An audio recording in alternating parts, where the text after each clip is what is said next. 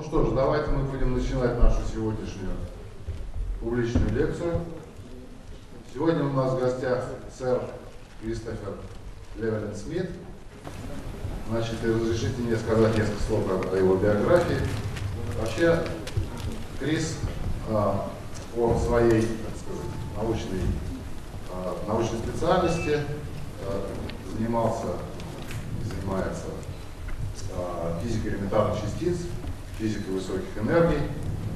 Он автор многочисленных работ в этой области, старших классическими работами.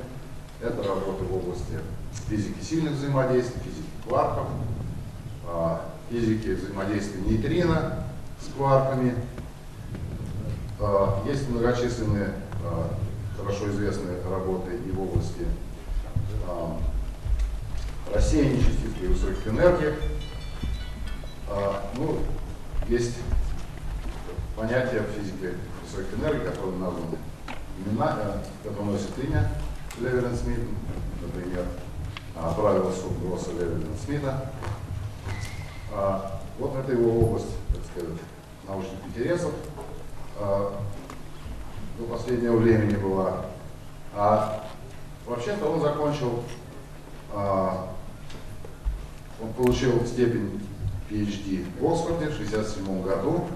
Надо сказать, что первым местом работы Кристофера Llewellyn Смита был FIAN. Он здесь поработал, хотя и не очень долго, но продуктивно. Затем он был постдоком в ЦЕРНе, работал в СЛАКе, Стэнфордском центре, в Стэнфорде, в Соединенных Штатах. Возвратился в Оксфорд в 1974 году.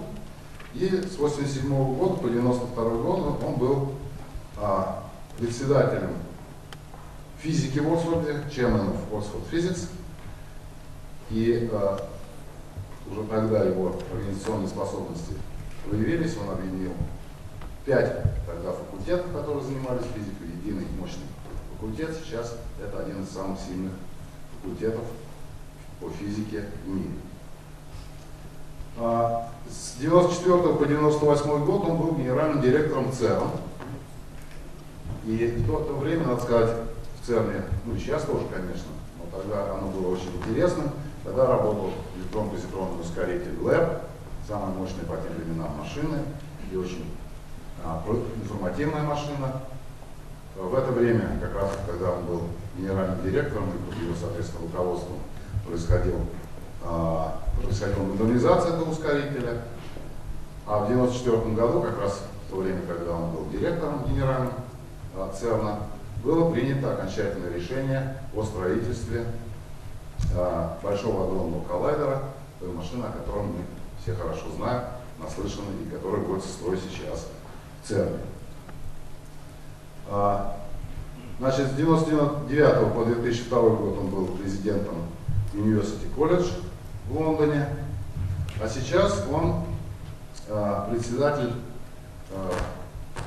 консультативного комитета Евратома по термоядерному синтезу, а с 2007 года председатель Совета ИТЕР. Значит, и директор Кулхамского отделения Совета или агентства Соединенного Королевства по атомной энергии. И это отделение отвечает как раз за термоядерную программу и работу токамака, который там существует, называемого Объединенный Европейский ТОР. Значит, кто такой токамак, это вы, наверное, еще услышите. Но, во всяком случае, в последнее время он занимается термоядерным синтезом, исследованием по термоядерному синтезу. В 1999 году Крис получил медаль и премию имени Глейсбрука Института физики британского. С 1984 года он член Королевского общества, аналог Академии наук Великобритании. Ну и в 2001 году он был, как сказать, посвящен в рыцарское звание. Теперь он, значит, сэр Кристофер Llewellyn Смит. Так что вот такая богатая биография, очень интересный человек. Мы все, конечно, приветствуем его и рады выслушать эту лекцию.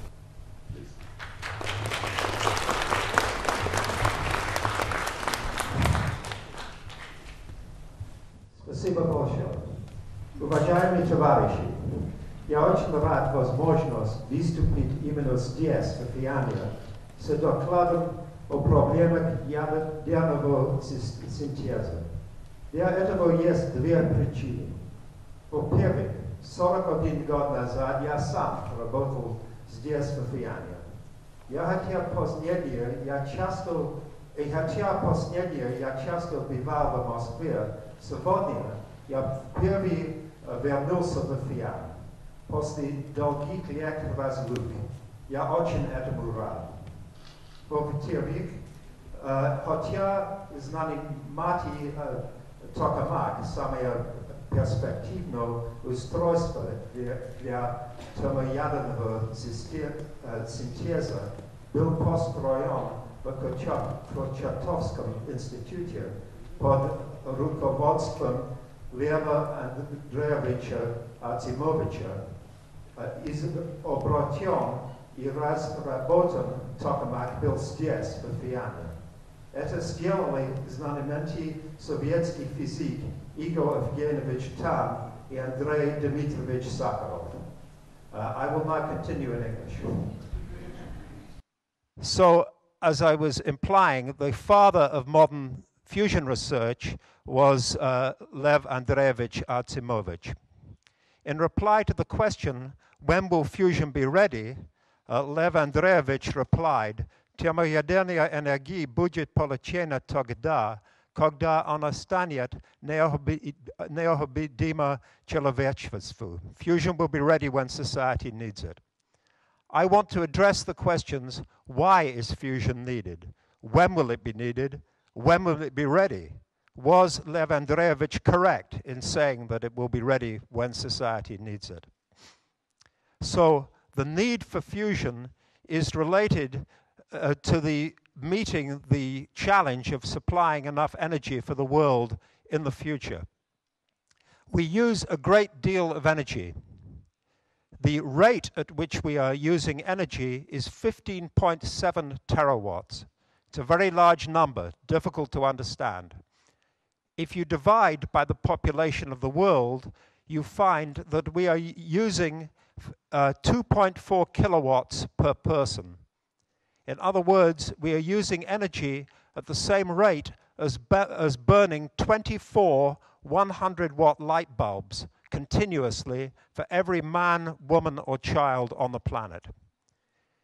We are using this energy extremely unevenly. For each person in the United States, 50 times as much energy is used as in Bangladesh. In the Russian Federation, United Kingdom, we are somehow in the middle.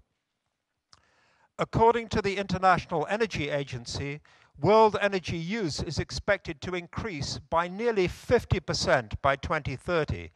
It's not clear where that energy can come from.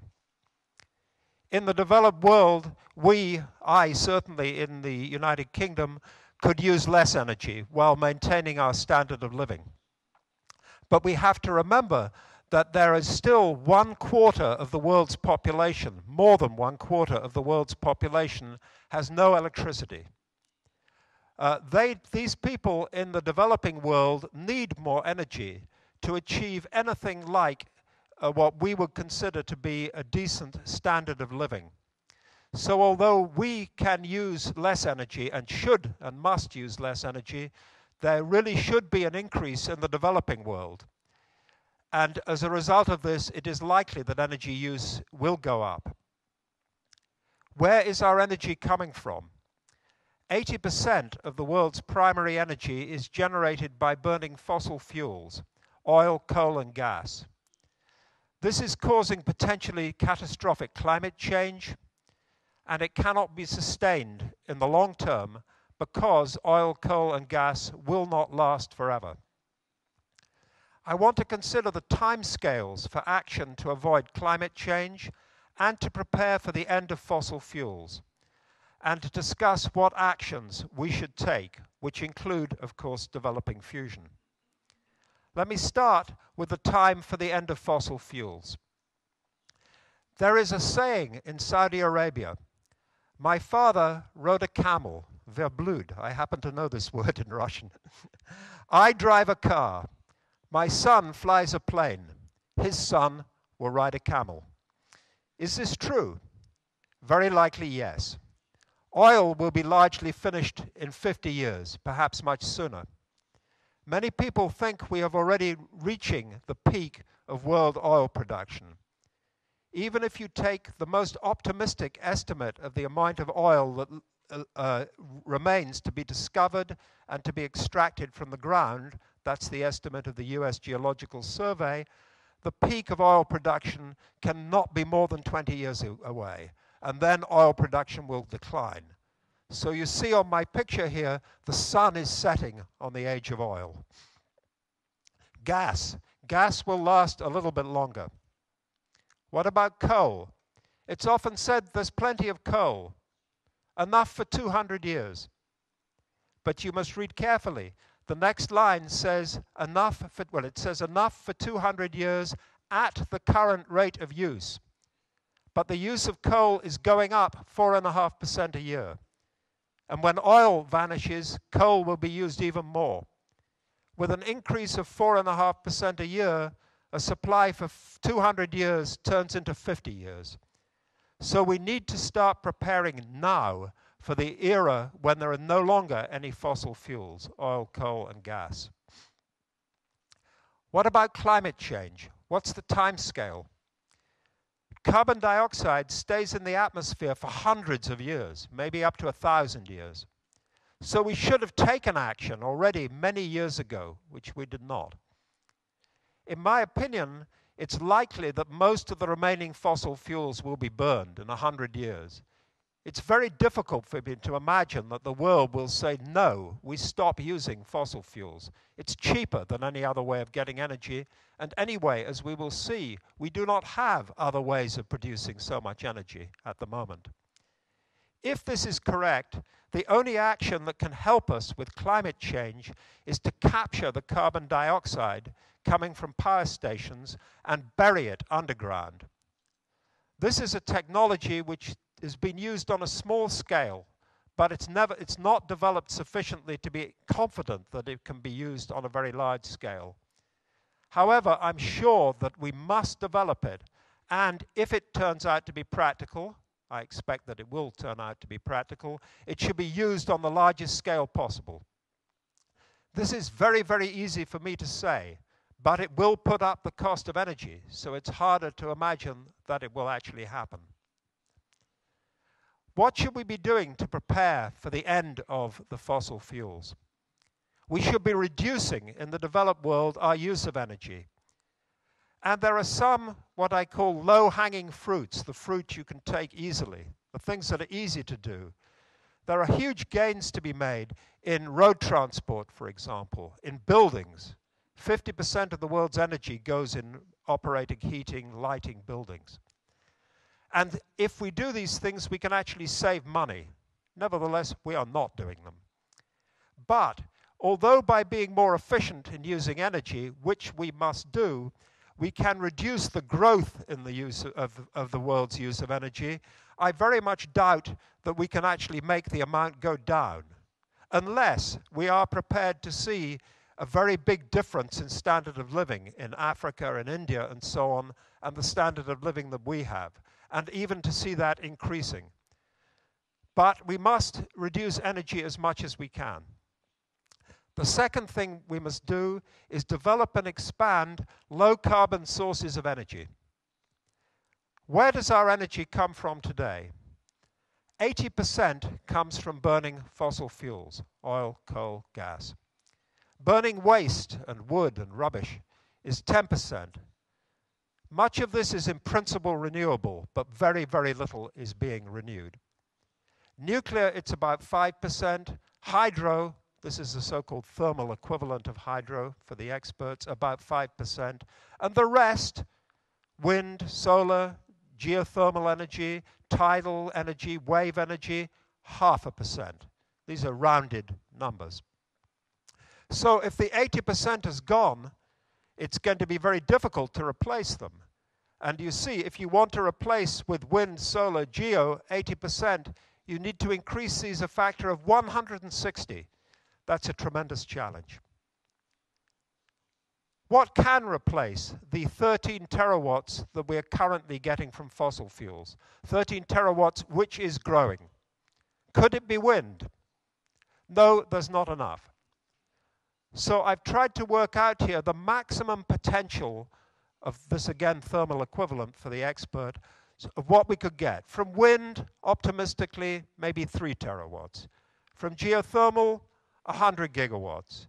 Hydro, we're already getting a lot. We could get another 1 terawatt.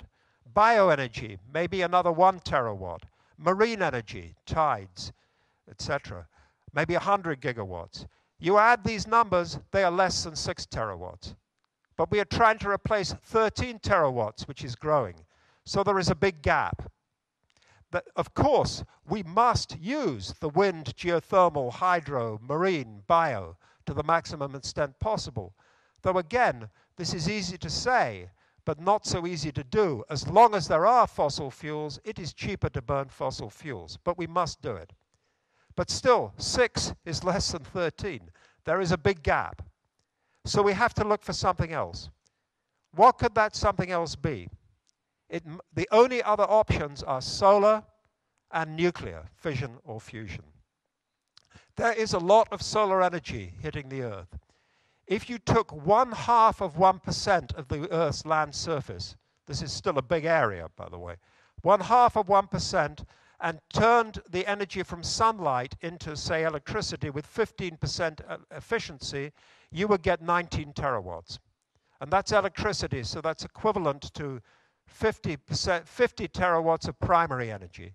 So this is plenty to power the world. But it's very expensive.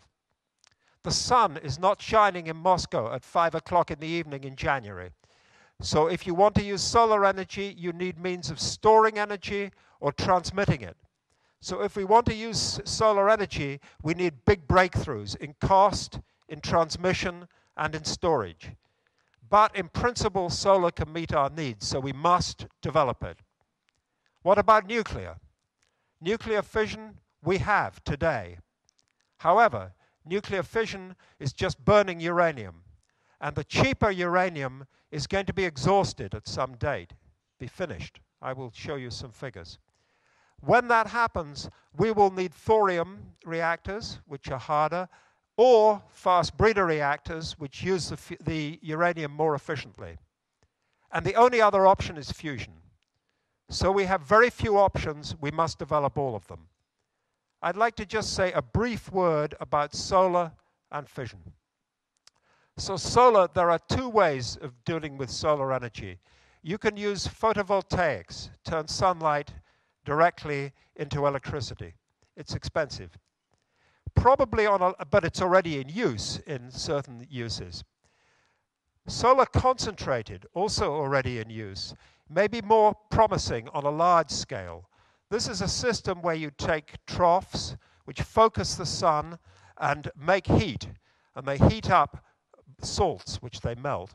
Or you can make, as shown on the right, you can make mirrors that concentrate the sunlight at the top of a tower where you can reach very high temperature.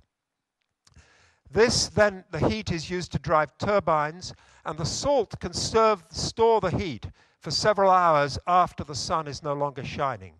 So this has some advantages. Also, you can get to high enough temperatures that there are processes involving compounds of sulfur where you can take heat and water and make hydrogen, which is a method of storage.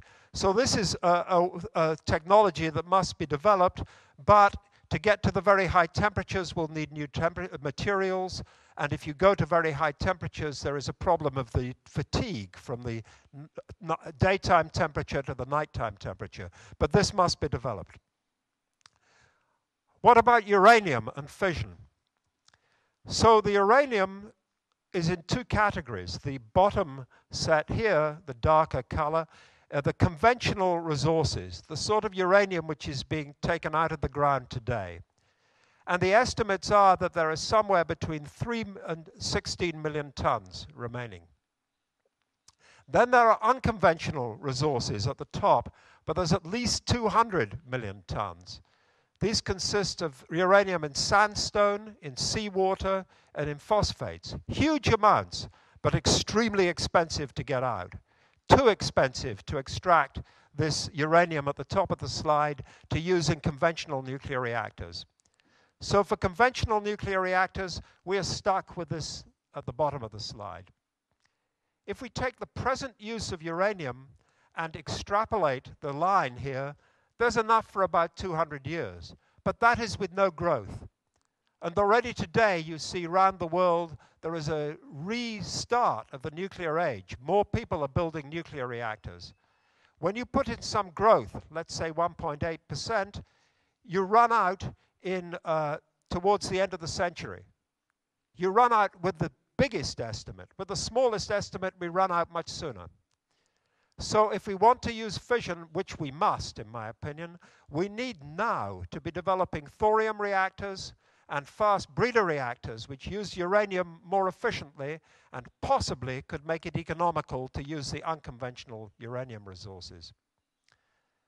So let me summarize now on the energy challenge and the need for fusion energy. In my opinion, the only way I cannot believe we will not use the rest of the oil, coal, gas. So if we are serious about avoiding climate change, the only option is to capture and put underground the carbon dioxide, if it can be done. In anticipation, looking forward to the end of fossil fuels, we must use energy more efficiently, and there are big gains to be made. We must expand wind, geothermal, hydro, bio, marine power to the maximum extent that's sensible. But this will still leave a huge gap. And in about 50 years from now, we are going to be staring at a gap of 7, 8, 9, I don't know how many terawatts, which can only be filled by solar, fission, which in the long run means thorium and fast breeders, which will be more expensive, or fusion. So there are not many options. And we must develop all as a matter of urgency, including fusion, although success is not 100% certain. So let me come now to fusion. First thing is that we know that fusion works. It powers the sun. Without fusion, we would not be here, and all the stars.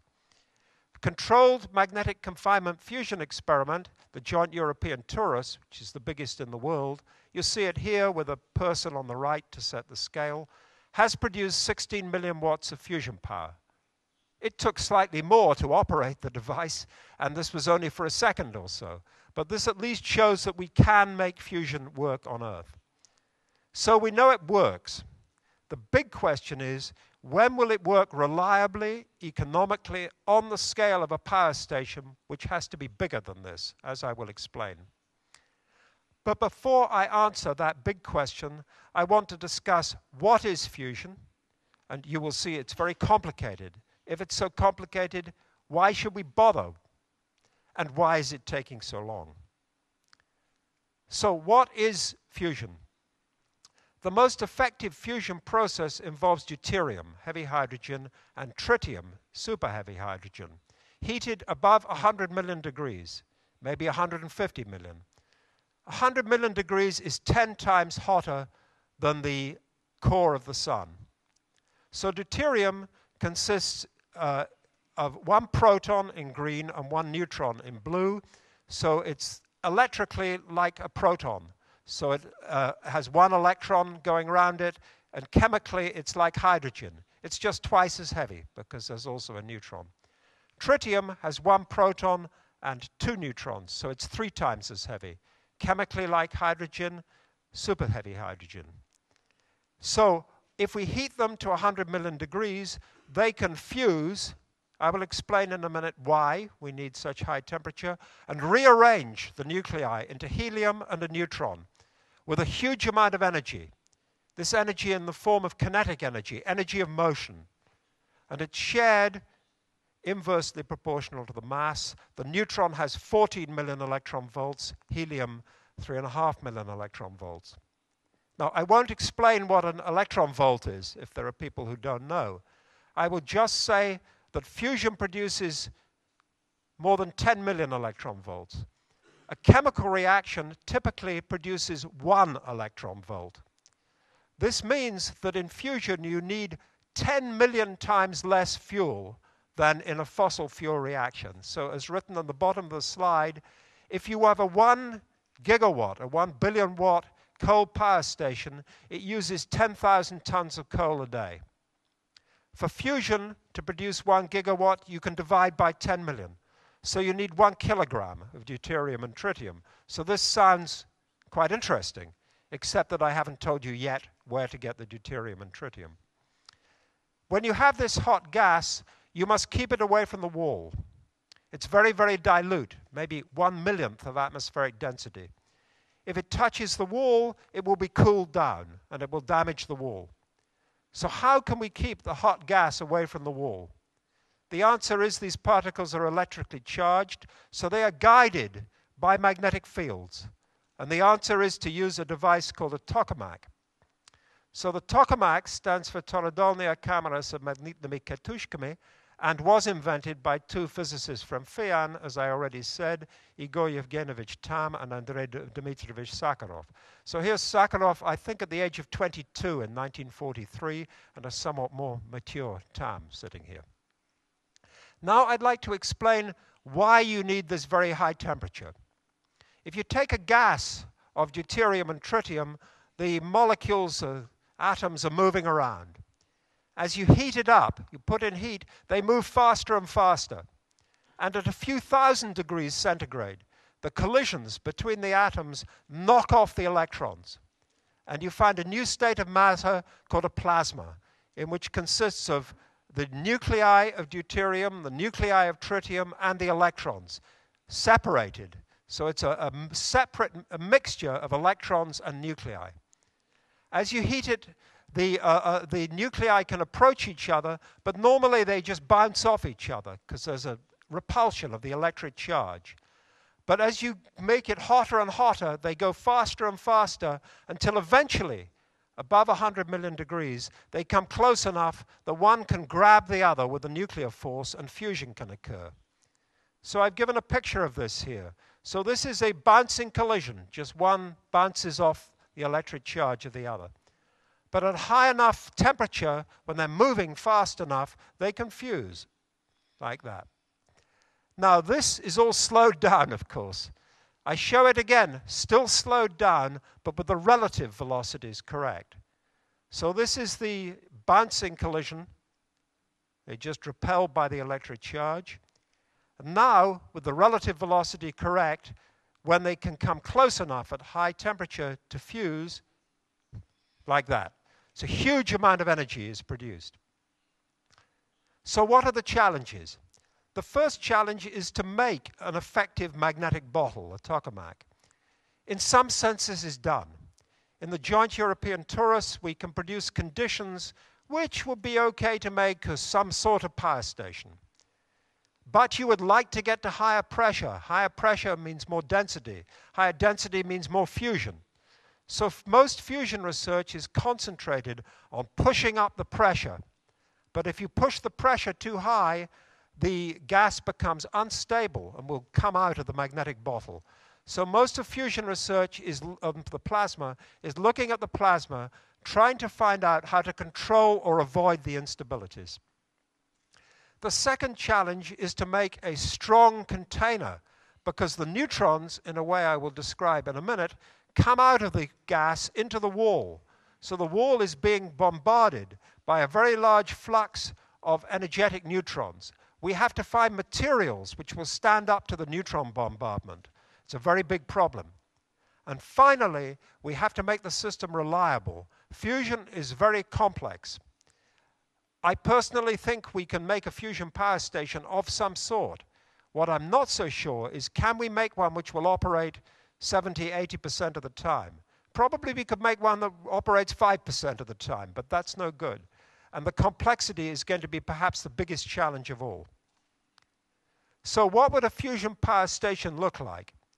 So at the center in this torus, there is a volume of deuterium and tritium plasma, maybe 2,000 cubic meters, big volume, heated in a way I'm not going to describe, to 150 million degrees. And this we can do every day in JET, in the UK, and other fusion devices. We reach such temperatures.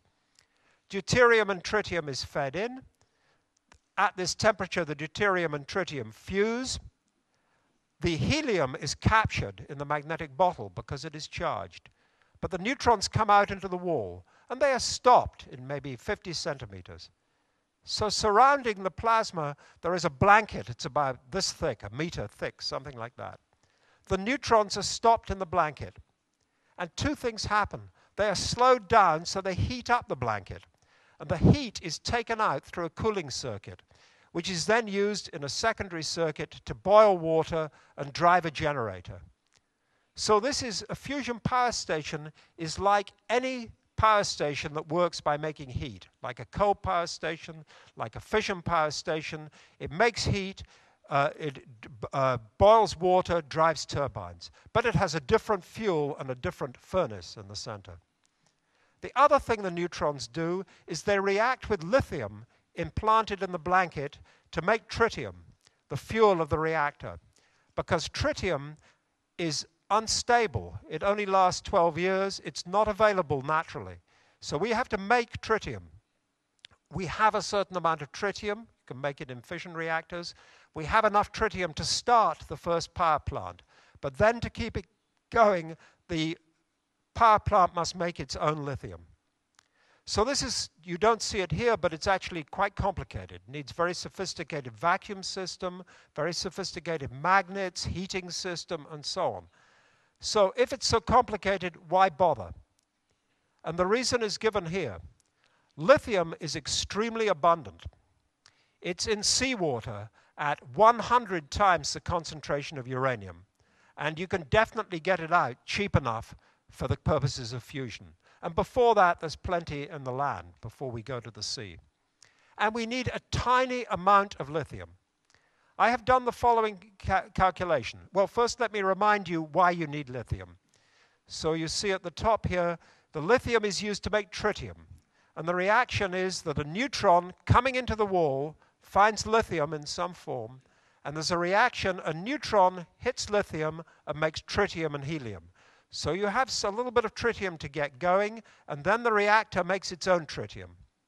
And as the neutrons slow down, one neutron can make two neutrons, can make three neutrons, etc. You can make plenty of tritium. In principle, it hasn't been tested yet. So now we can ask, so the raw fuels are lithium, from which we make tritium, and water, from which we extract deuterium. So left over from the Big Bang at the beginning of the universe, 1 in every 6,700 hydrogen atoms is actually a deuterium atom. So there's plenty of deuterium. And we can extract it very, very cheaply at a negligible cost, effectively. So there is enough lithium and water to power the world with fusion for millions of years. And we need a tiny amount. So I have done the calculation of how much energy could you get from the lithium in the battery of one laptop. And the answer is, along with the lithium in one laptop battery, you would need 40 liters of water to get deuterium. And with this, you could produce 200,000 kilowatt hours. That is a lot of electricity. It's for the European Union, that is the total amount of electricity produced divided by the population for 30 years. So this one lithium laptop battery will provide not only my personal needs, but my share of the use by industry and so on for 30 years in an intrinsically safe manner with no carbon dioxide. So in my opinion, these numbers, by the way, to produce the same amount of electricity, you need 70 tons of coal. This is enough reason to develop fusion until or unless we find a barrier. So the advantages of fusion are pretty clear. The disadvantages, we don't have it yet, and most of my talk will be on what are the problems, how long will it take. Unlimited fuel, not literally, but 1 million years, it's enough for me. No carbon dioxide or air pollution. Intrinsically safe. Fusion has to be continuously fueled. It just stops. If anything goes wrong, it stops. There's no possibility of a runaway reaction. The most dangerous thing is the tritium, but there are tiny amounts. There's this very big volume, but it is about 1/1,000,000th of the density of the atmosphere. So there's only the weight of a few postage stamps of tritium in a fusion reactor. And if it escaped, you would not have to evacuate people nearby. And it's rather easy to prevent it escaping. Fusion directly produces no radioactive material. However, it is true, and this is in the disadvantages, that in the wall, the neutron can make radioactive material, but we can choose the wall material such that that radioactive material has a short half-life. Probably the competitive price can be, the electricity cost could be competitive, at least compared to other carbon-free electricity sources, such as wind or even fast breeders, if we can get it to work reasonably reliably. So those are the advantages. If we had this, it would be wonderful. What are the disadvantages? The blankets do become radioactive, but we can choose the materials such that the half-life of the radioactive materials is 10 years. All components could be recycled to a new fusion power plant in about 100 years. So it's a problem, it's radioactive, but it's not a problem for 1,000 years, for 10,000 years, for 100,000 years, which it is for fission. Not that I'm against fission. The second problem is we need more research and development. So why is it taking so long? Why is it so difficult? There are 3 reasons. The first is that we cannot demonstrate fusion on a small scale. If I wanted to convince you of coal power, say in the 19th century, I was looking for investors to make a coal power station. I could make a coal power station this size, and you would be convinced we could make electricity with a little dynamo. But fusion, the power you get out of a fusion device divided by the power you need to make it work increases faster than the square of the dimensions. I will explain why in a minute. So you can only demonstrate fusion on a very large scale, costing billions of dollars. Otherwise, we would have just tried. So progress has been quite slow and cautious. You cannot convince the government to spend $1 billion until they're almost sure it will work. So instead of just saying, let's try, maybe it works, maybe not, you wait until you're confident. Second reason is fusion has not been funded with any urgency. The basic geometry was already developed by Tam and Sakharov in the 50s, and by the late 60s it became clear to the world that tokamak was the right device. We could have been from 1969, when the rest of the world paid attention to the tokamak, we could be where we are today 15 years ago if there'd been more urgency. But in the 1980s, what's the problem? No one's worrying about climate change. There's plenty of coal. Why bother? And finally, it is technically very difficult. You have to heat 2,000 cubic meters of gas to 10 times hotter than the center of the sun, keeping it away from the wall. You have to find the strong materials for the walls, and you have to ensure the reliability. Nevertheless, although we could have done faster, the progress has been enormous. And I want to show you the progress from the Russian tokamak number 3, which convinced the world that tokamaks were the right device to jet and then to ITER. So here on one slide is T3, which you can't even see because there's stuff outside it. It had a volume of about 1 cubic meter of plasma. Temperature reached 3 million degrees, but that was enough to excite people. This established, the rest of the world started to believe this in 1969. Already within 3 years, people were designing jet. This is a huge step, very daring. And jet is 100 cubic meters, temperature of 150 million degrees, world record for fusion power. But it's still not large enough. We need something at least twice as big in every dimension. That's called ITER. So there has been huge progress. This is the one graph I'm going to show and explain a little bit of the science. So this graph shows the things you need for fusion. Along the bottom, the temperature, and I'll tell you up the side in a minute. And these points here are results from different tokamaks around the world, beginning with T3 in the bottom left-hand corner. And as time has gone on, we've moved up from the bottom left-hand corner to where we are today. So we've come from 3 million degrees with T3 up to 150 million degrees with many devices. So the temperature we've reached. What are the other parameters that we need? First of all, we need high pressure. At fixed temperature, if you double the pressure, you double the density. If you double the density, it's twice as much deuterium, twice as much tritium, 4 times as much fusion. So you need a big pressure, P. And secondly, you need a very good insulation from holding with the magnetic bottle, holding the plasma away from the wall. You must be that you keep the energy in. If it flows out too fast, you will have to put more energy back than you generate. So this is technically known as the energy confinement time, Tor sub E, which is the energy in the plasma divided by the power supplied to keep it hot. If it was a perfect insulator, this would be infinite. You could heat the plasma, go away for a week, it would still be hot. But it is radiating. There are fast particles escaping. It's leaking out the whole time. So we have to put it back. But we want it as long as possible, so we don't have to put back too much. And it turns out that the thing that matters is the product of the pressure and the energy confinement time. So in 1968, 69, we were right down at the bottom. And it has increased by a factor of about 10,000.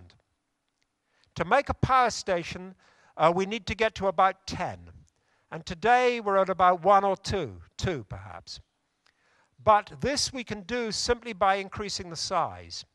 And this is rather easy to understand. If I go from jet to the next device, ITER, it is twice as big in every dimension. So the volume is 2 times 2 times 2. The volume is 8 times as big.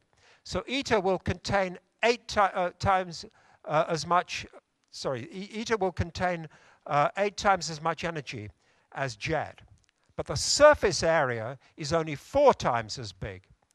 So immediately you gain a factor of 2 in terms of stored energy and the area from which the energy can leak out. But in fact, it's better than that, because in ITER, the heat has to travel to the wall, on average, twice as far. So in ITER, simply by doubling the size, we will move up a factor of 4 on this vertical scale. And in fact, it's better than that, because in ITER we can have stronger magnetic field, a bigger current flowing through the plasma, which makes part of the magnetic field. So we are rather confident that ITER will be in the region indicated here, which is the right region for a power station. It won't be, a real power station would have to be bigger to be economical, but we're getting to fusion power station conditions. So what are the next steps for fusion? They're to construct ITER, the International Tokamak Experimental Reactor, nowadays usually just called ITER, meaning the way in Latin, the way to fusion. It will produce 10 times as much energy out as has to be put into the plasma and have a really burning plasma. And during construction, there's a lot that we can do to prepare for ITER.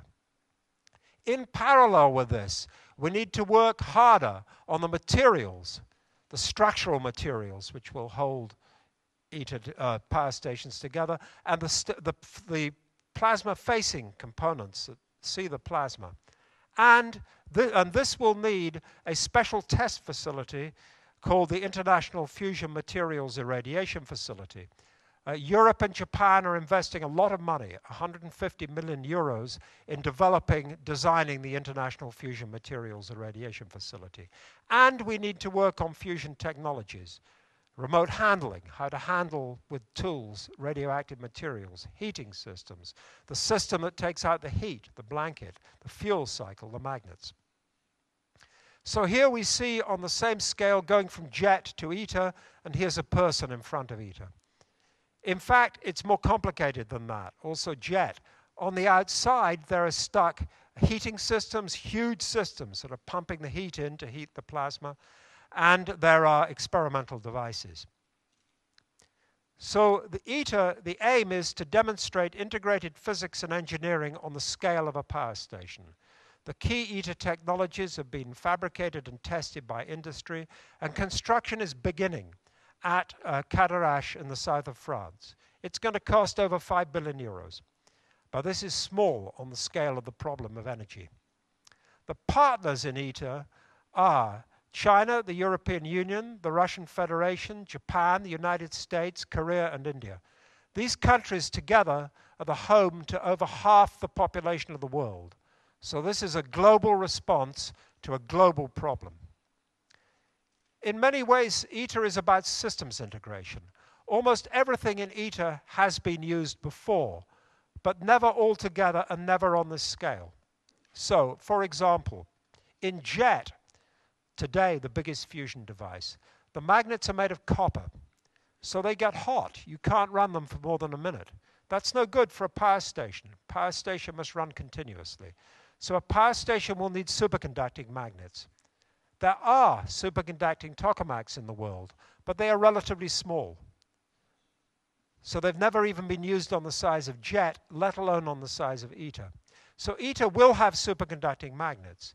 And almost every technology in ITER has been used somewhere, but never altogether at the same time and never on this scale. The only thing that really will be new is in the second phase of ITER to put test modules of the blanket to test getting out the heat, generating the tritium. So although this is really about engineering and systems integration, there are some plasma physics issues. Let me just mention that actually the news has been quite good in plasma physics in the last 20 years. There are potential problems, but there are opportunities to improve things. First, in the tokamak, it's basically a solenoid bent into a circle, produces a magnetic field running around like that. That's not good enough. That's what Tam and Sakharov understood. You actually need a field that goes helically like this. To generate such a field, you also have to drive a very large electric current through the plasma, 15 million amps in ITER. This takes power. But my colleagues in the UK, actually in the early 80s, predicted that in certain conditions there could be a self-generated current, so-called bootstrap current. That was discovered not until the middle 80s. Now we think we know how to use it. We think that 80% of the 15 million amp current can be self-generated. In addition, there was a discovery made by colleagues in Germany how to get higher pressure and more fusion power. I just show you a picture of that from a device in the UK. Until the early 80s, the top picture was this is a picture of a hot plasma in what's called a spherical tokamak. And the plasma density was falling off smoothly to the edge. It was sort of fuzzy, leaking energy and so on. And our friends in Germany found a way to get a very sharp edge. And you can just see it in this picture. And you can get higher pressure with less leakage. So these are big positive developments. There are possible problems. Maybe in a burning plasma at ITER, there could be new instabilities. We can imagine what they might be, but we think they won't be there. But we need to show that. Pretty confident they won't be there, but we need to demonstrate it. Can we really keep it running with the bootstrap current indefinitely?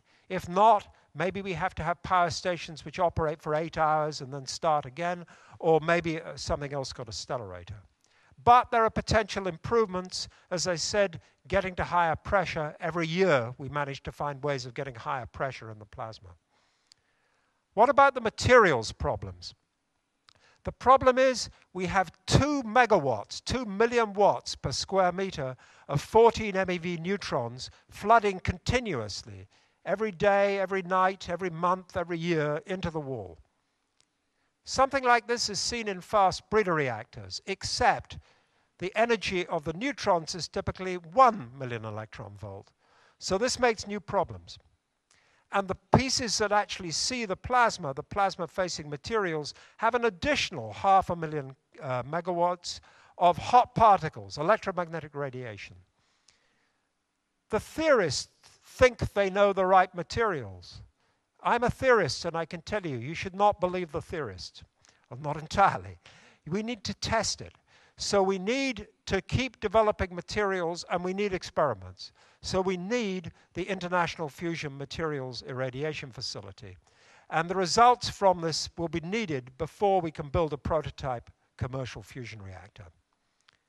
Just to say the same thing on materials, there have been developments, there are potential problems, there are potential improvements. Until the early 90s, it was thought that very exotic materials will be needed, maybe silicon carbide composites in the wall. But then it was discovered in fission reactors, actually from data from the Russian Federation, that body-centered cubic low activation steels, special steels, can do the job. This is good news. There are potential problems. It's not just the neutrons of damaging the material just by the impact. These high-energy neutrons can generate helium in the walls. If they get into bubbles, they can cause the material to swell or even break. And there is a huge heat load, which we think maybe we know how to solve, but it's not really solved, on the so-called diverter. This is the device through which the helium and the impurities are taken out of the plasma. But there are potential improvements. If we can get silicon carbide ceramics to work, then we can go to much higher temperature. And with much higher temperature, we can make much more efficient fusion reactors, which will make energy at a much lower cost. So I want to come finally to how much longer this is going to take. So let me begin by talking about studies of power plants, which define what we eventually wish to build, so that we, all the time, although it's some way away in time, we are thinking about what will a power station look like in order to identify the problems for research and development. So there have been many studies of power plants, and the most recent, which was finished about 4 years ago, was the European power plant study. And these results, as far as you can do it on paper, confirm the good safety and environmental features of fusion. And they give encouraging ranges for the expected cost of fusion-generated electricity. In these studies, they looked at 4 models. So these people have a lot of imagination. They call the models A, B, C, and D. So model A is a very primitive model. You can almost build it today. It doesn't go much beyond ITER. It uses steels that we know and so on. Model D assumes big improvements in plasma performance, in materials, in temperature. Probably we will build something in between. Now, Model A, the estimate, which you have to not take too seriously, for this water-cooled early model was something like 9 euro cents a kilowatt hour. That's sort of comparable to wind energy, maybe cheaper. And that's for an early model. If you build many, cost comes down. The more advanced models, which work at higher temperature, maybe 5 euro cents. Now, you should not take these numbers seriously. We haven't done it yet. You should never believe people about future technologies. But the important point is these numbers are a reasonable order of magnitude. If it was $9 or 9 euros, forget about it. But it's not. It is coming out of the right order of magnitude. By the way, the economics of fusion favors large fusion power plants for exactly the reason that I said. The bigger it is, the more efficient. So all these results were based on power plants producing 1.5 gigawatts, 1.5 billion watts of electrical output.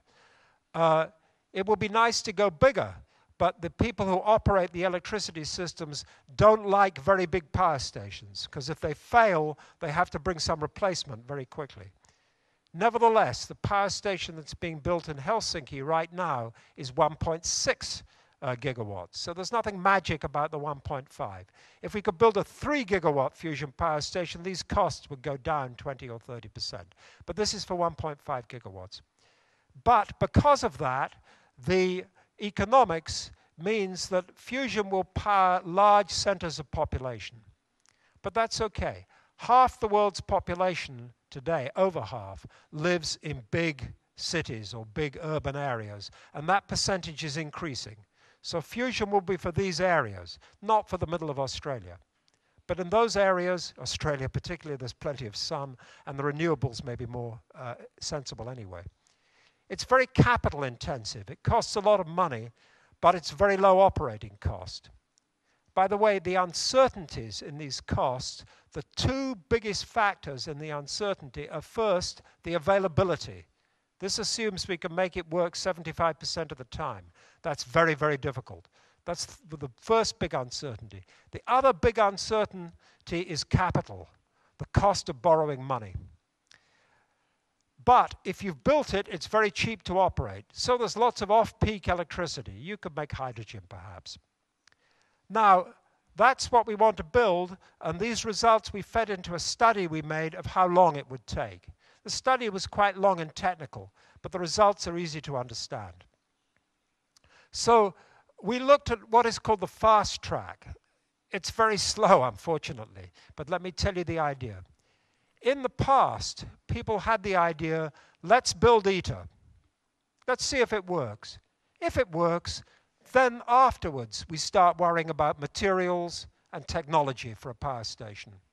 The fast track says that's a bad idea because it will take longer.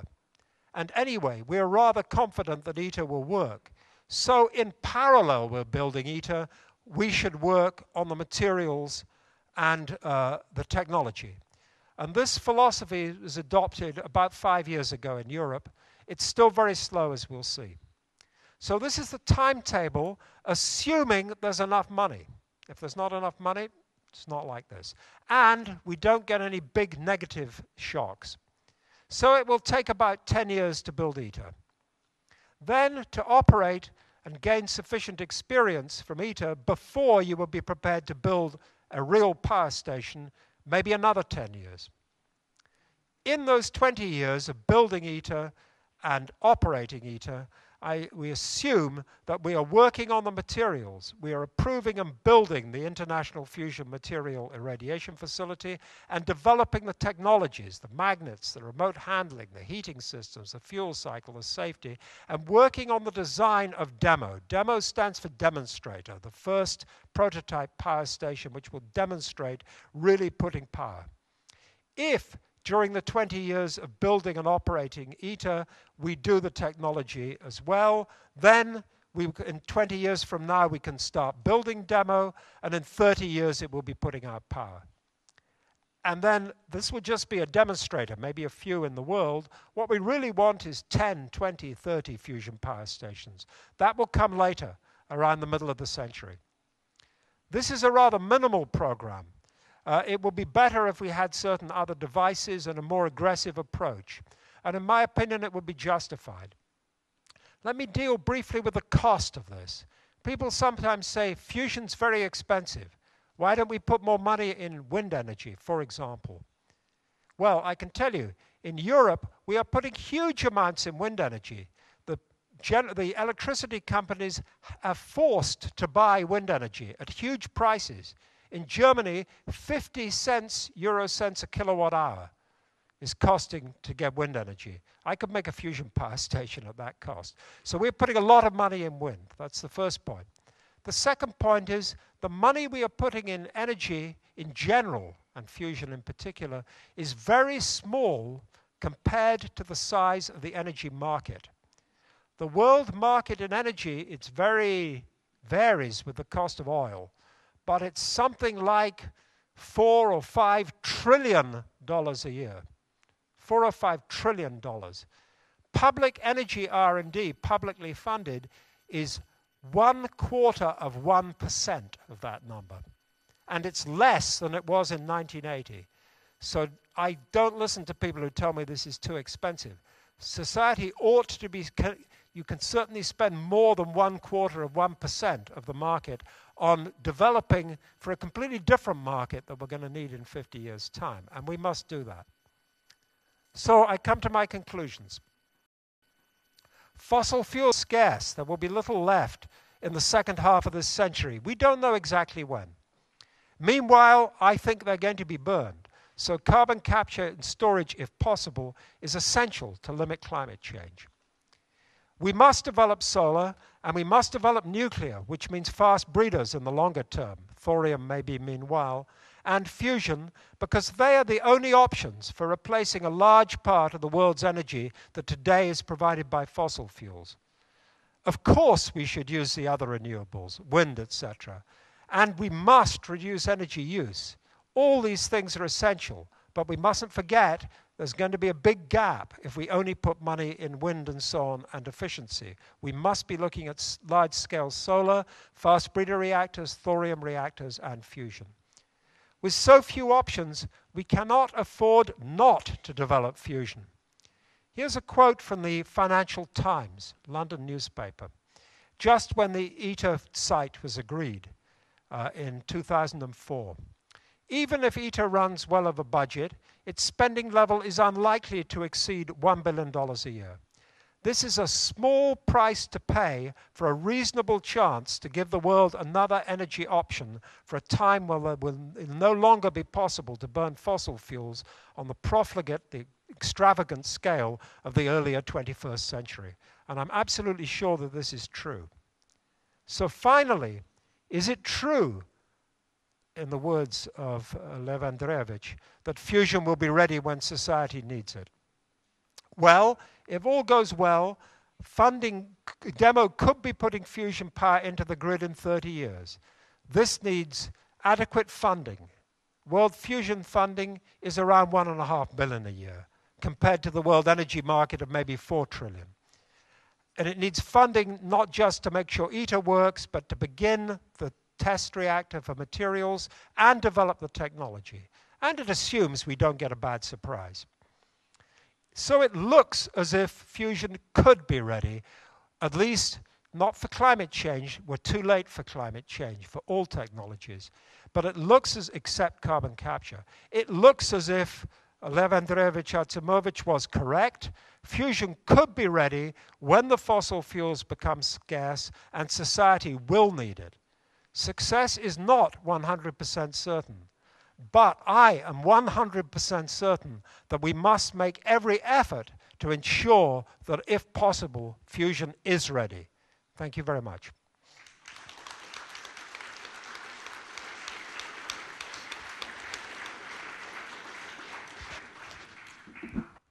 Okay, this lecture is now open for questions.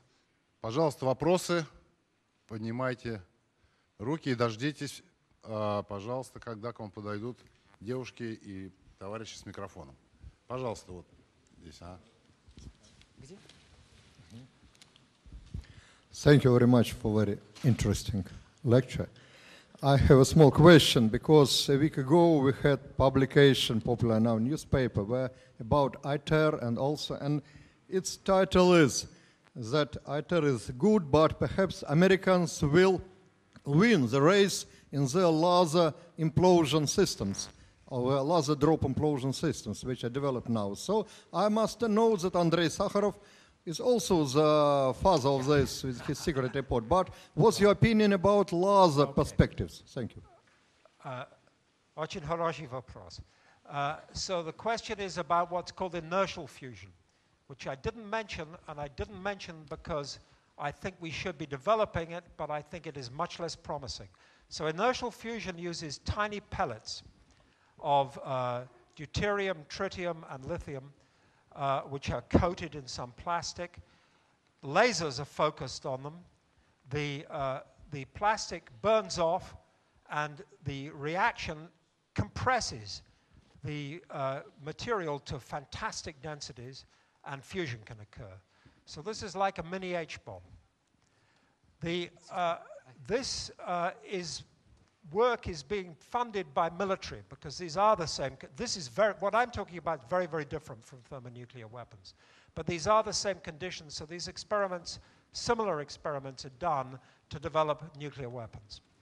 Now, the development of this as a power station is maybe 1 or 2 generations behind, and it faces additional problems. Let's suppose we can get it to work. Excuse me. Then I'll have to translate. Oh, sorry, I stopped. Probably we should... Ну да, я не уверен, что я все уже перескажу. Значит, есть технология, которая называется инерциальный термоядерный синтез. Это использование слоев дейтерия и трития. Не слоев. Нет? Это использование дейтерия и трития, дейтерия, трития и лития, собранного в маленький объем. Значит, который заключен, скажем, в пластике, внутри пластика, значит, со всех сторон на него направляются лазеры, Да. так что создается большое давление и высокая температура. В результате происходит термоядерная реакция, реакция термоядерного синтеза. Там. И эта технология похожа на ту, которой интересуются военные, хотя это и не совсем то, что необходимо для термоядерной бомбы. Ну, опять не совсем. Эта технология финансируется, деятельность финансируется военными по той причине, что условия, которые при этом достигаются, близки к тем, что происходит во время взрыва термоядерной бомбы. Вот так я бы перевел. Да, я Ну, да. прошу прощения. Okay, should I continue? Yeah. So, supposing, first of all, we make it work. There are exactly the same problems with materials. Предположим, что все это будет функционировать. Мы столкнемся с теми же проблемами по отношению к материалам, But there are additional problems. но есть и дополнительные проблемы. To make this work, the lasers must work something like 5 times every second. Для того, чтобы это работало, лазеры должны функционировать с частотой примерно 5 раз в секунду. Right now, these lasers work once every few days. В настоящий момент такие лазеры могут работать один раз в несколько дней. In particular, the device at Livermore in the United States Установка can only fire 12 times in 1 year.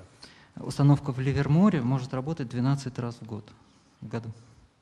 Furthermore, these pellets have to be very carefully manufactured. Кроме того, сам рабочий объем должен быть изготовлен очень тщательным образом. Today they cost several $1,000s for one. В настоящий момент стоимость такого рабочего объема несколько тысяч долларов. Okay. Needs to come down to maybe 10 cents, something like that. А нужна стоимость в 10 центов или что-то в этом роде. So these are not impossible, Это не невозможно. but they are big challenges, and the same Но challenge это of трудно. reliability of complex systems. Ну и те же вызовы или те же сложности с надежностью системы. Furthermore, lasers are rather inefficient. The power that gets into the laser beam is only maybe 1% of the power it needs. So there's an additional challenge. Кроме того, лазеры неэффективны. But I think we should develop it. But Тем не менее, я думаю, что нам нужно разрабатывать эту технологию. Окей, следующий вопрос вот там в середине. Подождите секундочку. Микрофон. Вот хорошо, что вы мне дали возможность сейчас задать вопрос, потому что он имеет отношение вот к масштабам эксперимента. Вот вы употребили, что значит, там маленькие объемы берутся, и время как бы тоже масштабировано. А вот в том, что предлагается, имеет ли эксперимент, масштаб эксперимента имеет ли какое-нибудь значение? Я даже поясню, что я имею в виду. Взаимодействие с окружающей средой. Вот токамак, который в лаборатории испытывается, и токамак, который вот хотят построить, европейский, значит, большого масштаба, имеет ли масштаб значение для порождения новых неустойчивостей? Is it relevant for generating new instabilities and potentially for environmental impact? okay.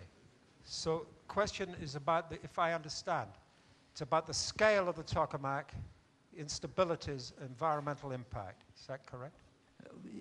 Я понял вопрос так, что это вопрос о том, о размере токамака, возможных неустойчивостях и влиянии на окружающую среду. Okay. Inverse.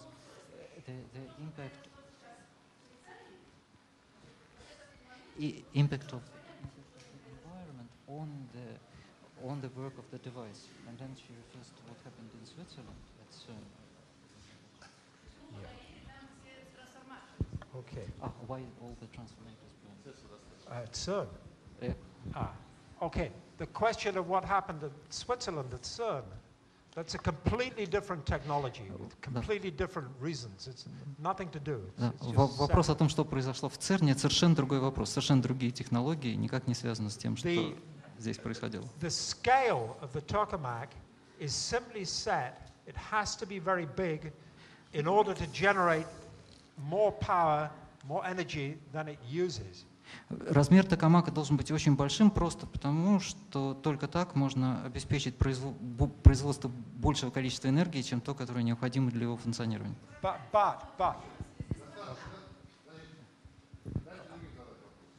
Okay, but it's not big. If you've been to a conventional power station, they are very big. If you go to a one. Но если вы сравните с размерами обычной электростанции, ничего особенного в этом нет. Impact on the environment. Что касается влияния на окружающую среду, имеется два фактора. Первый — радиоактивность в долгосрочной перспективе. Но это гораздо меньшая проблема, чем в ядерных станциях. Мы имеем дело с этой проблемой в ядерных станциях уже 50 лет. Есть еще одна проблема — это тритий. Но то количество, которое может уйти из установки, очень мало, и довольно легко предотвратить утечку трития.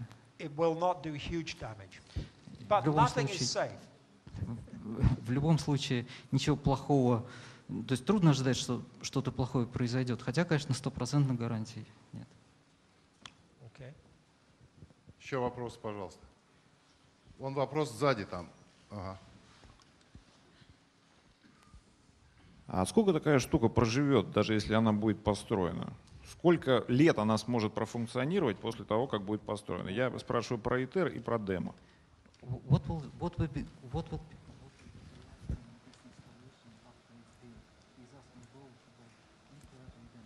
Okay. So for ITER, the lifetime will be something like, after it's built, it will be operated maybe for 20 years, maybe longer, maybe 30 years. Для ИТЕР это время 20 или более лет после того, как он будет построен. For power station, in the long run, if you want it to be economic, you must assume it's going to operate for something like 40 years. Для электростанции промышленной, для того, чтобы это было экономически выгодно, такая штука должна работать лет 40 или больше. Здравствуйте, у меня такой вопрос. Вот вы говорили, что есть некоторые проблемы с финансированием, и я хотел бы узнать, а сами нефтяные компании, ну или компании, которые используют такое сгораемое топливо, ископаемое, они не понимают, что через какое-то время, через 50 лет, через 100 лет их топливо, собственно, закончится, и их деньги тоже. Наверняка они это понимают и вкладывают деньги в перспективные проекты по энергетике. Как вы можете это прокомментировать? Спасибо. Очень хороший вопрос. At the moment, the money is coming, government money. В настоящий момент деньги дает только правительство. I think we will have enough to build ITER. Этого будет достаточно Oil для companies ИТЕР. are beginning to get interested. The difficulty is capitalism.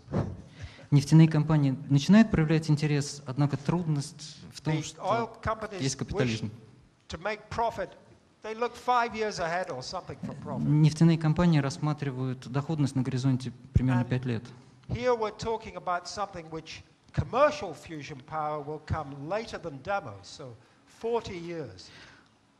А коммерческое использование термоядерной энергии — это 40 лет, если считать от этого момента.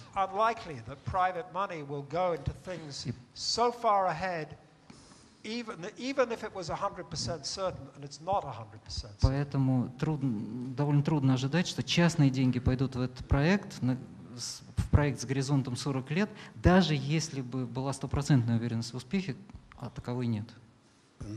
The nuclear fusion reaction has 1,000 gain. The ITER and tokamak has only 10 times, so you 100 times less. It's very low efficiency, very low. What do you think about field reverse configuration and that pinch like this machine? Sorry, what configuration? Field reverse configuration, plasma and field reverse configuration. What configuration? Okay, if you don't know, it's reverse field. Yeah. Okay. Okay. Do you want to translate the question? And also that machine.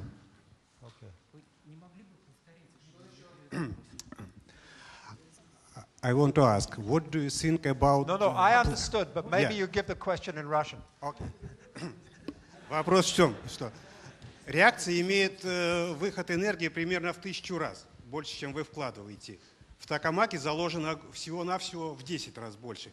То есть токамак по определению имеет очень низкую эффективность, поскольку в нем отсутствует механизм, ну такой внутренний механизм, который позволял бы это делать. Ну типа как цепная реакция в атомной бомбе. Есть другие механизмы образования плазмы, типа называется по-английски field reverse configuration, мы называем это компактные торы, где имеется механизм, внутренний механизм сжатия, достаточно эффективный для сжатия плазмы. Okay, so the first question was about the efficiency of tokamak compared to inertial fusion, I think. Первый вопрос — это эффективность токамака по сравнению с inertial fusion. Инерциальный термояд. So it's important to understand that the tokamak operates continuously. Важно понимать, что токамак будет функционировать непрерывно. Whereas the inertial fusion is very short pulses every В то время как maybe 5 times a second. инерциальный термояд будет осуществляться в пульсирующем режиме, возможно, с частотой 5 раз в секунду. So inertial fusion needs a much higher gain. Поэтому эффективность инерциального термояда должна быть гораздо выше. Especially since the lasers are very, very inefficient. В частности, потому что лазеры крайне неэффективны. So in inertial fusion, it's absolutely necessary to have a fully self-burning, self-sustaining plasma. Поэтому in inertial fusion, it must be completely burning. Поэтому при инерциальном термояде необходимо достичь полного сгорания плазмы. In ignition, in other words, that's the word, ignition. Зажигание. I don't know what ignition is in Russian. Зажигание. Okay, ignition is vital in inertial fusion. Тем самым зажигание — это жизненно важный момент для инерциального термояда. In magnetic fusion, we don't even want ignition because we have better control of the plasma without ignition, and we don't need that huge. При магнитном термояде мы вообще не нуждаемся ни в каком зажигании. As far as the поджиги, да. As far as the reverse field pitch, this is in a different configuration, developed in the UK actually. We are not working on it in the UK.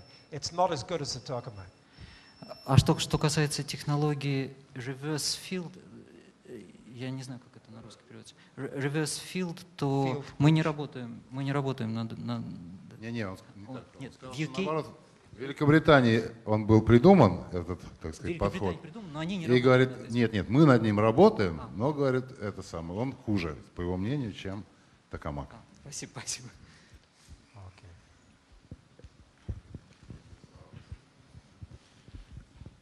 Ставит ли проблема создания ИТЕР новые вопросы перед фундаментальной теоретической физикой? Или теоретически уже более-менее все ясно?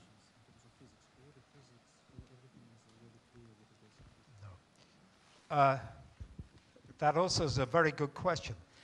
Очень хороший We have вопрос. never had a burning plasma. У нас никогда не было горящей плазмы.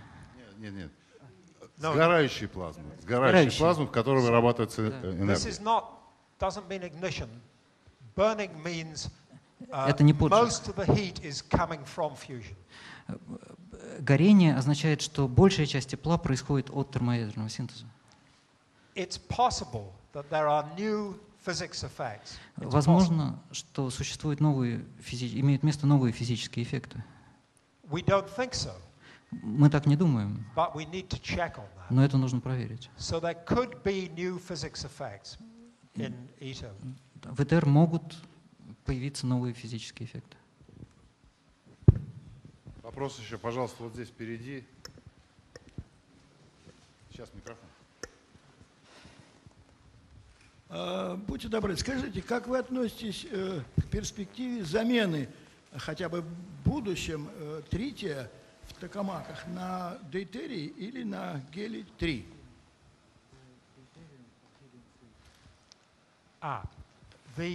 There is a fusion reaction which uses helium-3 and boron, and there are reactions which don't produce neutrons. But these reactions, Имеются реакции. There are reactions which involve boron and helium-3, which do not produce neutrons. Имеется, значит, существуют реакции бора и гелия-3, в которых не появляются нейтроны. This looks interesting. No radioactivity. Это выглядит интересно, поскольку радиоактивных последствий не имеет никаких. However, these reactions need a much higher temperature. Но для этих реакций нужна гораздо большая температура. It's very difficult to make deuterium and tritium. These reactions will be much harder. Уже трудно осуществить это с deuterium и тритием, а для упомянутых вами реакций это еще труднее. Furthermore, there is not so much helium-3. Не так много гелия-3 имеется. Unless we go to the moon, and I know some people. Ну да, если только мы не полетим на Луну, как предусматривается в частности российской космической программой. Однако это тоже очень дорого. Also, the neutrons have an advantage. They spread the heat, so it's easier to deal with these very high heat. Преимущество нейтронов в том, что тем самым тепловой импакт распределен по всем направлениям. So maybe in the long run we will use such. Возможно, в долгосрочной перспективе такие вещи будут использоваться.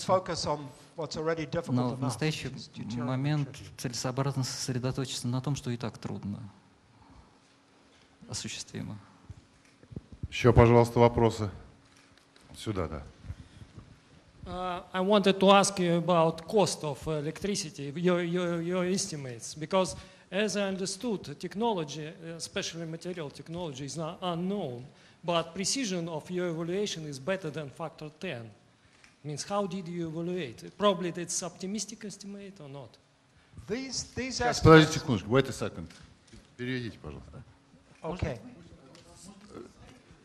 Да, пожалуйста, сами. Были представлены оценки стоимости электричества на стендах. Как из доклада следует, с точностью лучше, чем 10%. Но технология, особенно материалов, неизвестна. И там может быть трудности, опять же, с упомянутой радиоактивностью трития или еще с чем-то. Поэтому какие-то предположения о цене материалов были заложены в эту оценку. Какие? Okay, so you're asking about the reliability of the cost estimates of electricity. Вы спрашиваете о надежности оценки стоимости энергии. These estimates are the best that can be done. Это наилучшие оценки, которые сейчас возможны. With any future technology, maybe it's wrong a factor of 2, I don't know, but not a factor of 10, I think. При будущем развитии технологий возможно улучшение, в 2 раза, но не в 10. So the first model, the simple model, model A. Первая простая модель, модель А. This is quite similar to ITER. Она очень похожа на ИТЕР. Where we have quite good costings. Где эти оценки стоимости надежны. Remember, half of the cost is in turbines, cooling towers, things that we know. Половина цены в охлаждении, турбинах и вообще в других вещах, о которых у нас есть хорошее представление. So the error is diluted. If we get wrong a factor of 2 for fusion, it's only 50% for the total. Так что ошибка реально размывается. Если половина надежно оценивается, это, соответственно, уменьшает неопределенность.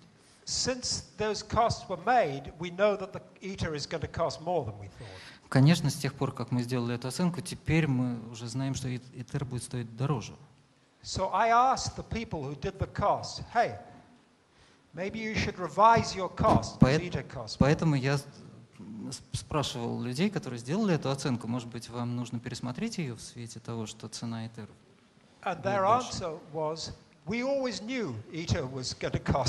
Их ответ был такой: мы всегда знали, что ИТЕР будет стоить дороже.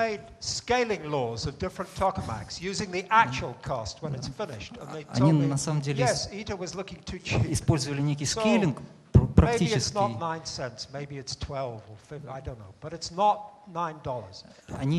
Люди, которые готовили эти оценки, использовали некие скейлинговые законы, используя данные об уже работающих токамаках. Так что, может быть, это не 9, а 12 центов, скажем, но цифра такого порядка. Okay. Еще вопросы? Пожалуйста, вот здесь вопрос. Скажите, пожалуйста, известно, что есть такая проблема, что высокоэнергетичные нейтроны, особенно с энергией выше 14 МФ, которые, как известно, являются релятивистскими уже, они вызывают, ведут себя буквально как слон в посудной лавке в материале.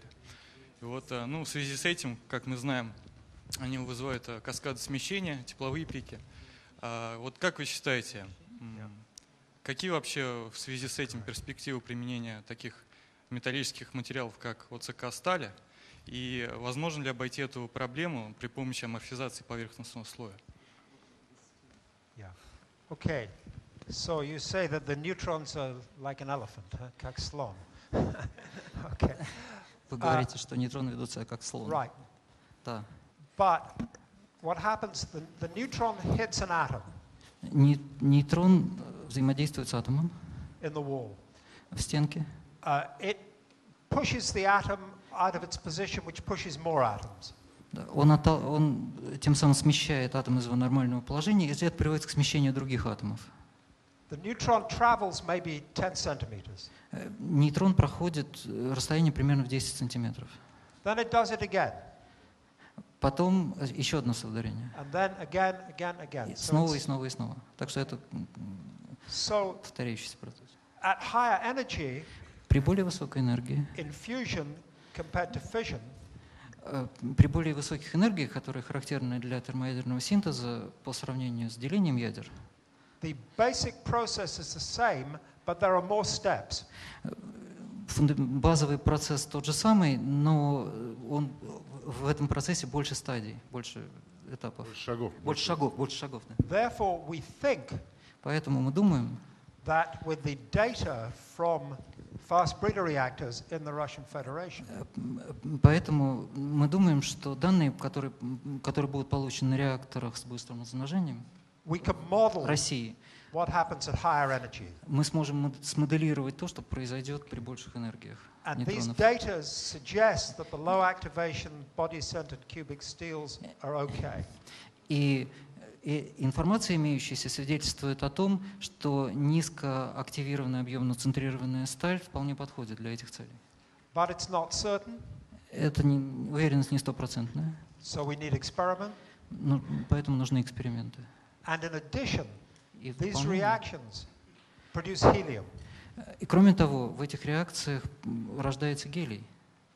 In terms of the relative to the simple damage, 100 times more helium in fusion as compared to fission. И в процентном отношении в 100 раз больше производится гелия при термоядерном синтезе, чем при делении. So this is a new effect. Это новый эффект. So we're studying theoretically, but we need experiments. Мы изучаем его теоретически, но требуются и эксперименты.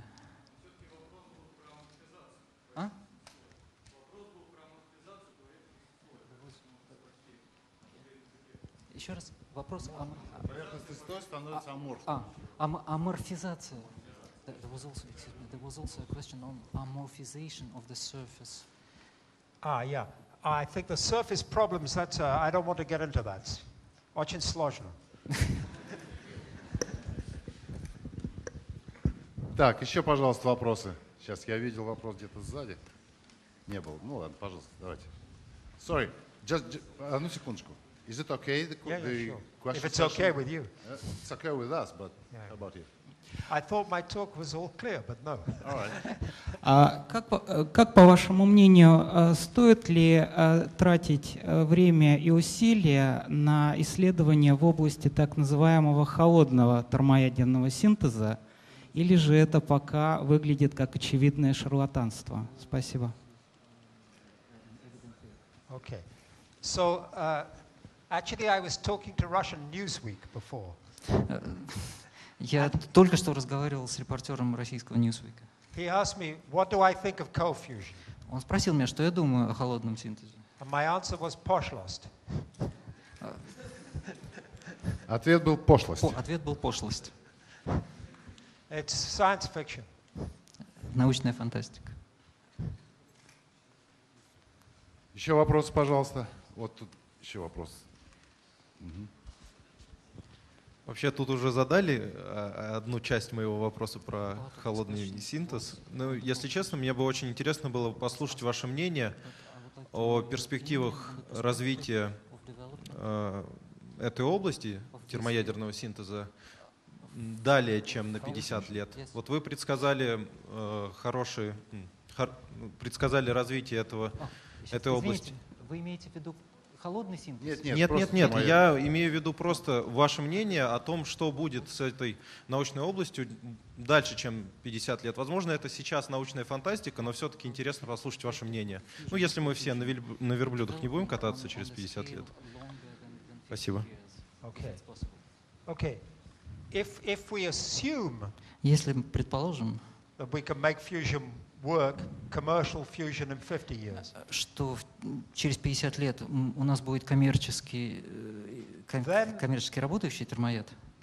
What role fusion will play will depend on the cost and the cost of the alternatives, solar and fast breeders. Тогда роль термояда будет зависеть от его стоимости, в том числе относительной стоимости по отношению к солнечным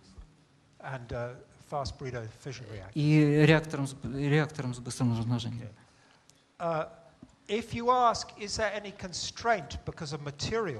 Если вы спрашиваете, есть ли какие-нибудь ограничения по материалам,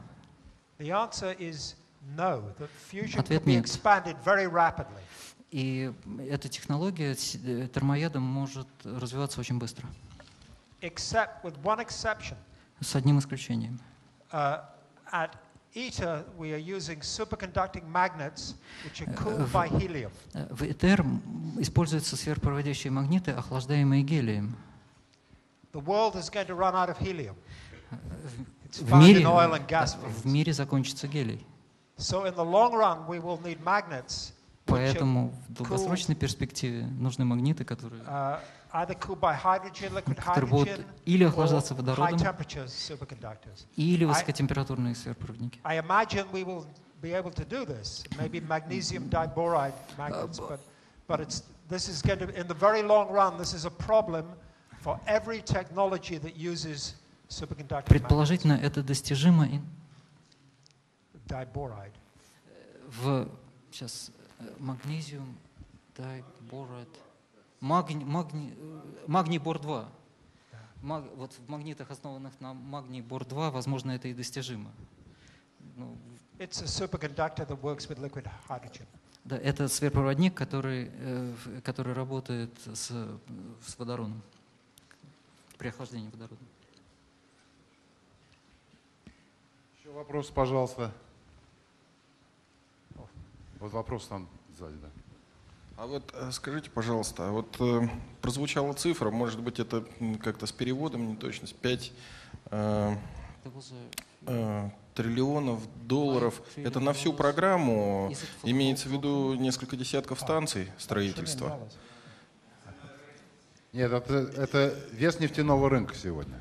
Это сколько сейчас энергетического рынка, сколько сейчас, какой объем энергетического рынка в год на сегодня в мире? Вы спрашивали о стоимости ИТЕР. Стоимость ИТЕР, да, там понятно. А вот на несколько десятков станций сколько оценивается, как вы предполагали? Well, Бог знает. Бог знает. Maybe, I don't know. When the technology is developed, new power station will cost 5 or 10 billion, something like that. С развитием технологий станция будет стоить 5-10 миллиардов. But they're big. They're making a lot of power. Но они большие. But this is a fission power station of the scale is maybe costing 4 billion or something like that. Но в ядерных станциях цена 40 миллиардов. 4. Прошу прощения. Так, у вас вопрос продолжение вопроса или что-то? Нет, я просто хотел спросить, а продумываются ли какие-то системы для сохранения энергии, там, основанные на сверхпроводниках, там, может быть, на каких-то соленоидах, потому что...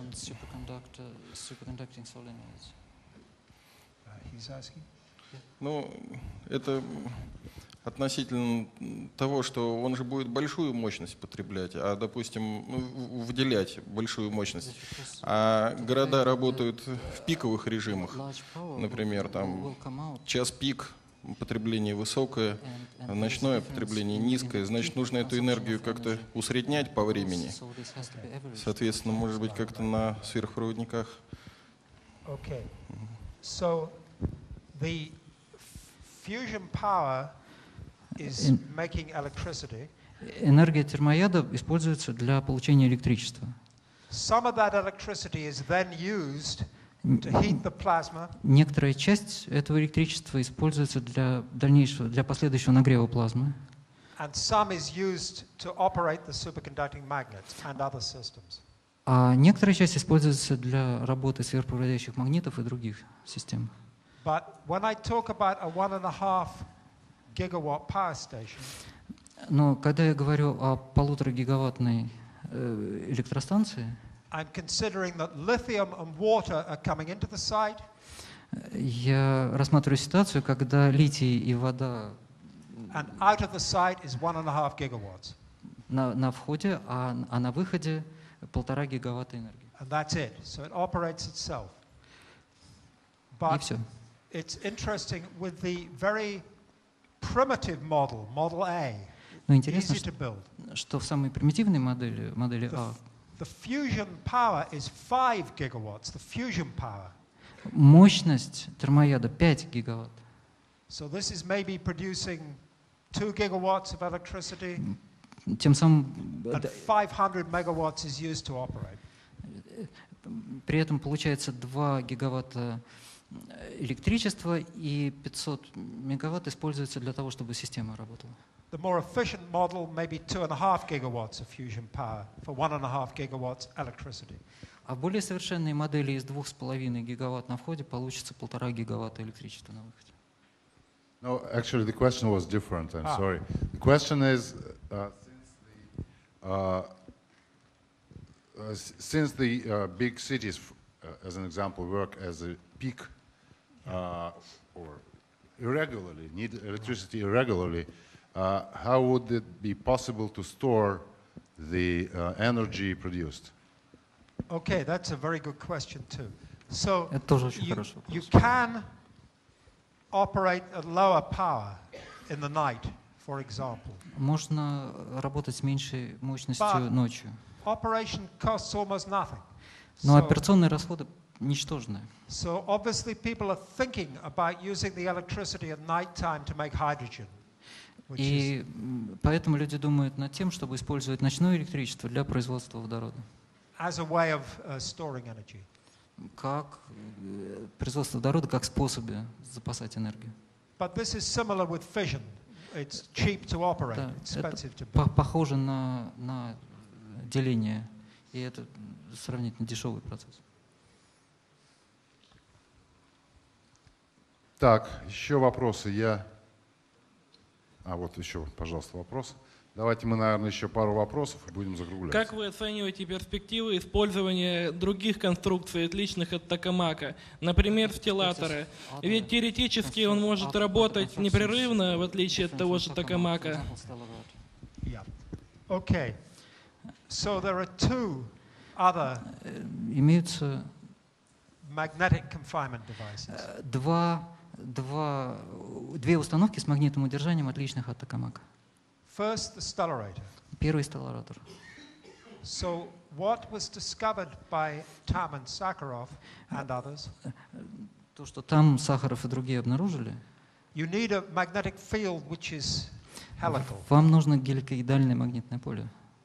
So they suggested you make this with a solenoid and an electric current. И они предложили генерировать такое поле при помощи соленоида и тока, пропущенного через тор. But at the same time, Lyman Spitzer at Princeton В то же время Лайнен Спицер в Принстоне suggested to make a helical field from outside without a current by very complicated magnets. предложил создавать такое геликоидальное поле внешними устройствами, весьма сложными, внешними по отношению к объему рабочему. Okay, this is a stellarator. Это стелларатор. It's a very beautiful idea. Это прекрасная идея. But it's a theorist's idea. Но это теоретическая идея. It's very difficult to build. Эту установку очень трудно построить. Extremely complex, extremely Очень сложная, expensive, очень дорогая. difficult to get the blanket. И очень трудно оболочку In principle, it has advantages because the current fluctuates. В принципе, у стелларатора есть преимущество, поскольку ток в токамаке флуктуирует. The fluctuation can make instabilities in the plasma. А эти флуктуации могут приводить к нестабильности, к генерации нестабильности в плазме. So again, a stellarator theoretically is very nice. Теоретически стелларатор очень хорош. But if we can make the tokamak work, it will be cheaper and Если simpler. токамак будет работать, то это будет дешевле и проще. So we should develop the stellarator, hoping we don't need it. Стелларатор нужно развивать и надеяться, что он не понадобится. The other variety is something called a spherical tokamak. Еще одна разновидность — это так называемый сферический токамак. It's also a tokamak, but Это it is тоже much, токамак. it's more like an apple with the middle taken out, Он больше похож на яблоко, not like a donut. а не на бублик. And the leaders in this are we in the UK, at Princeton and in Peterborough. И лидерами в этих исследованиях являются исследователи в Великобритании, Принстоне и Санкт-Петербурге. There is a question in the written form. Ваш ИТЕР предполагает температурное сталкивание атомов дейтерия и третий при помощи температуры.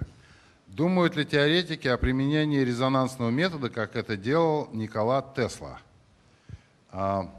ITER assumes that the collisions between deuterium and tritium would occur because of temperature.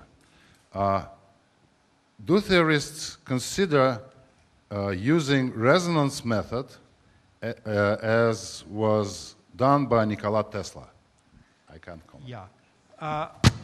There have been other ideas, such as resonant methods, but none of them seem able to produce the right conditions in a sustained way. Выдвигалось много идей, но ни с одной из этих идей не удавалось добиться условий для надежного функционирования процесса.